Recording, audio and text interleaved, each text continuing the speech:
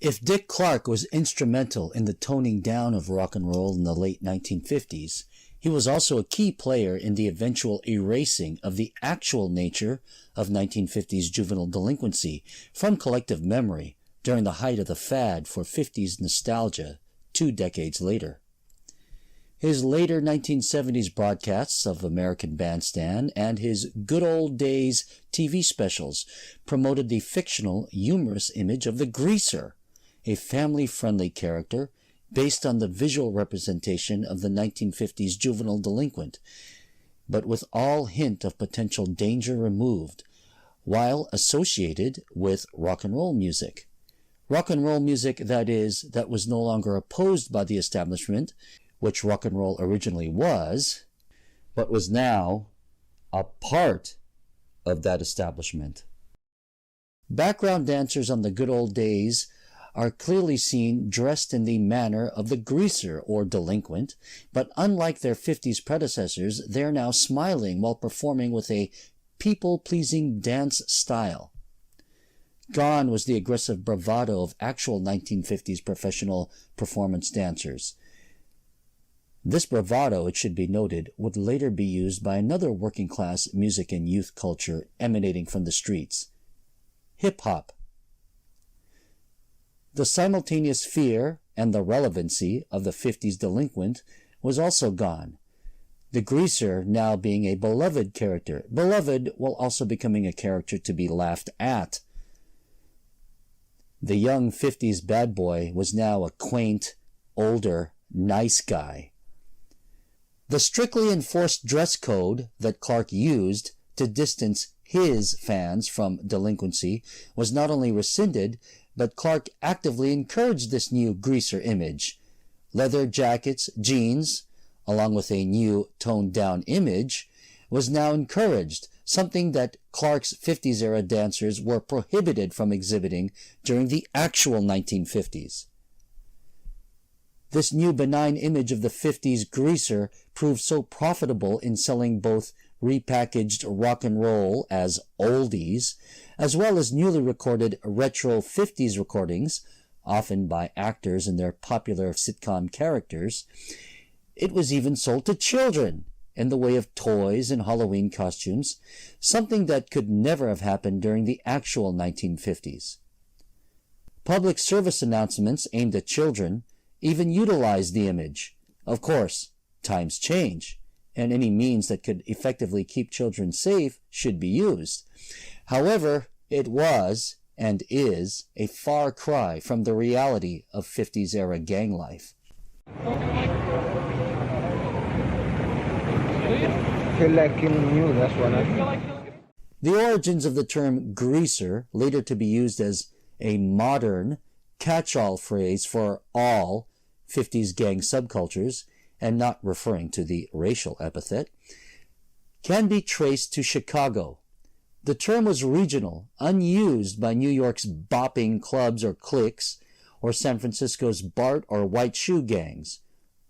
New York's Mau Mau's and the East Harlem Red Wings, or San Francisco's Los Gavilanes, or the San Bruno Avenue Gang, though teen gangs of the 1950s, wouldn't have been described as greasers during the time of their existence. But the rebels out of Chicago's Cornell Square could rightly be described as a 50s greaser gang. However, going by the historical record, the 1955 drive-by shooting committed by 14-year-old Clement Cookie Massis, the 1956 shooting of Warren White by Fred Cruz during a gang rumble, and the 1957 beating death of Farragut Honor Roll student Alvin Palmer, led by Joseph Schwartz, at least this real-life greaser gang could hardly be described as harmless. Incidentally, the original 1972 stage play production of Grease takes place in Chicago, another possible origin for the modern usage of the greaser term. The two wars that alternately preceded and followed the 1950s provided the origins of 1950s delinquency and the erasing of its more brutal nature from modern collective memory. 1969's Woodstock three-day concert in Bethel, New York, was the iconic counterculture's artistic reaction to the Vietnam War, the first televised war that brought the horrors and brutality of armed conflict into American living rooms on a daily basis. Unlike World War II, Vietnam polarized and fractured the nation, and in response, Woodstock was hyped as 3 days of love, peace, and of course music. Among the various acid rock and folk bands was a seemingly anachronistic neo-doo-wop group from Columbia University, Sha Na Na.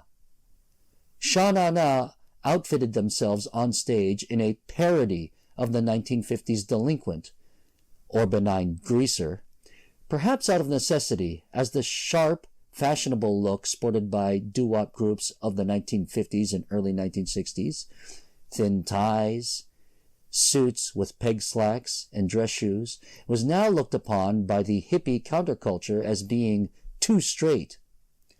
As quoted in this 1972 issue of Life magazine, the flight to the 50s was a search for a, supposedly, happier time before drugs, assassination, and Vietnam.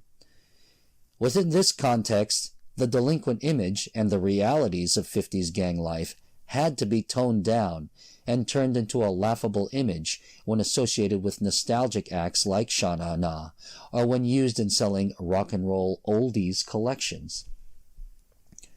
World War II, on the other hand, provided the causes of the reality of post-war delinquency. I've handled lots of problem kids in my time. Kids from both sides of the tracks. They were 5 or 6 years old in the last war.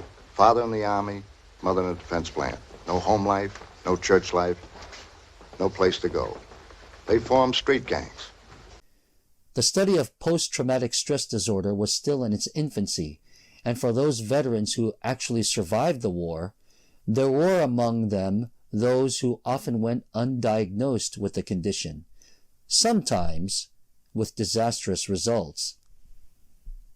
One member of the Sinners, one of several New York street gangs going by that name in the late 1950s and early 1960s, related how his father, a veteran of the landing at Iwo Jima, would often wake up screaming at night, frightening both he and his siblings, and his mother. His father would find solace in the bottle, becoming an alcoholic and often verbally abusive to the wife and children whenever he actually was home. His parents later divorced, and the then youth would seek a sense of belonging, as well as strong male role models, among the sinners. This story, sadly, was all too common for inner-city teenage boys between the years 1946 to 1962. Their lives were rough, they played rough, and that mindset was reflected in the music that the inner-city gang teens listened to. Ed of the Sinners had this to say regarding mainstream 1950s teens and the music favored by the street teens of that time. People should understand that teens of the 1950s and early 60s were not all alike. I wouldn't be caught dead with a Teen Idol record, except for the fact that Top 10 Radio played a lot of it, and Bandstand had these acts on all the time. I wouldn't even know that they existed. That's one of the reasons so many of us listen to Jocko, to avoid this type of music. It isn't bad, it just wasn't our thing. Harder-edged rock and roll spoke to these kids. Soft teen pop did not. Rock and roll didn't cause delinquency, as some adults of that time accused, but it was favored by the teens of that subculture, and, in the cases of certain rock subgenres, such as doo-wop, sprang from the same streets that bred youth gangs. With American society's concern over post-war youth crime, of course, Hollywood answered with a whole genre of films, a subgenre of crime noir, the juvenile delinquent movie. Real gang teens seemed to, somewhat at least, enjoy watching the 20-something actors and even 30-something actors who portrayed them on screen, though the real teen boppers often balked at how mainstream movies represented their language, stylized as a result of film censorship, their customs, and the assumptions of how the mainstream thought gang members looked and dressed. Ed of the Sinners remarked on the black leather-jacketed motorcycle look, often attributed exclusively to late 1950s gang teens. I just figured it was some adult's idea of what a gangbanger should look like. Nobody I knew rode a motorcycle in his mid-teens. That hat might have been the dumbest thing that I've ever seen on the screen. That hat would have been considered corny in the late 1950s and early 60s. If you were caught wearing one in my neighborhood, you would have been killed and eaten right after we all stopped laughing our asses off at it. When asked whether or not the media, such as comic books, references to violent crime in songs such as Stagger Lee and Big Boy Pete, or juvenile delinquent books and movies such as The Cool World influenced he and his friends, Ed responded, "No, we didn't need the media to teach us how to behave violently. We already had more than enough crime in our neighborhood." Bay Area Poet Laureate Patrick Coonan was the former president of the Junior Jokers, a San Francisco street gang from Candlestick Cove between the years 1958 to 1962. He had this to say regarding the mainstream portrayal of gangs in the 1961 version of West Side Story. "I watched it. It was all right, a good movie. But we thought the names of the gangs in that were corny. I never knew any Jets or Sharks. I did know the Warlords, and we had a skirmish with the Lonely Ones at Galileo High School. A buddy of mine was in the Royal Lancers. Jets and Sharks? Corny." Patrick's thoughts on Grease? "Those idiots would have gotten their asses handed to them in my neighborhood." Patrick and I laughed when he related that during our phone interview, which sparked a discussion over how the mainstream now laughs at the supposed quaintness of early rock and roll culture because of the cute greaser image created during the nostalgia fad of the 1970s.